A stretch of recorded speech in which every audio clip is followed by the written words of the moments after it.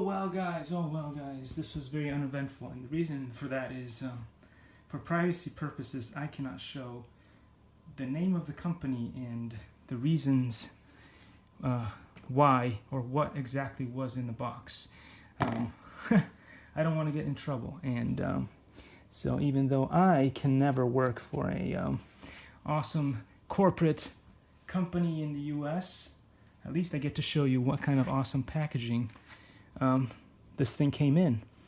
So yeah, if you are one of those lucky people who do gets to work for corporate America and something breaks or something is not working, your company will replace it.